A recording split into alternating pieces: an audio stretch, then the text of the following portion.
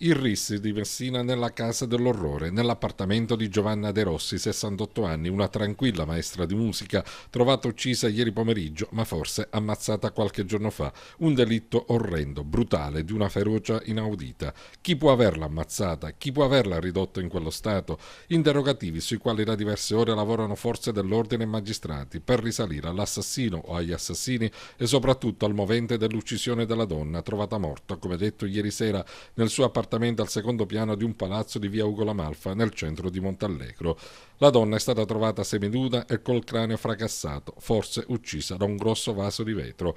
Cocci di vaso insanguinati sono stati trovati all'ingresso dell'appartamento, un'abitazione completamente messa a soqquadro. L'ipotesi maggiormente accreditata dagli investigatori è quella di una rapina finita tragicamente. Sulla porta non c'erano segni di effrazione, l'assassino potrebbe essere entrato in casa dopo che la donna ha aperto la porta, oppure da una delle finestre dell'abitazione, facilitato anche dalla presenza di un ponteggio montato per lavori nel palazzo. A Montallegro tutti conoscevano la maestra di musica, oggi il paese è sotto shock. Lei conosceva la signora? Ma di vista soltanto, perché siccome sto qua allo spiazzale della benzina e la signora la vedevo ogni tanto girare qua allo spiazzale con un cagnolino, diciamo.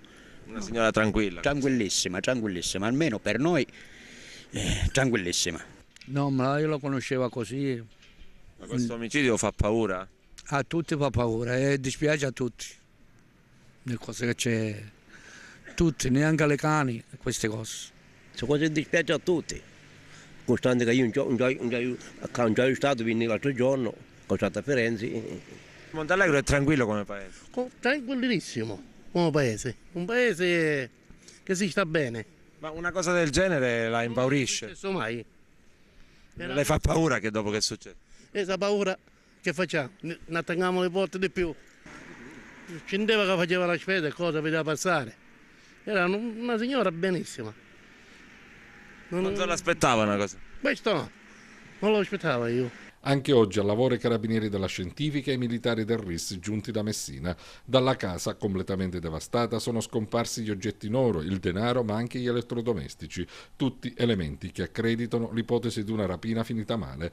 Il sostituto procuratore Antonella Pandolfi, titolare del fascicolo d'inchiesta sull'omicidio, ha nominato un medico legale dell'Università di Catania ed entro le prossime 48 ore la donna verrà sottoposta all'autopsia. L'esame dovrà accertare inoltre se la vittima sia stata violentata.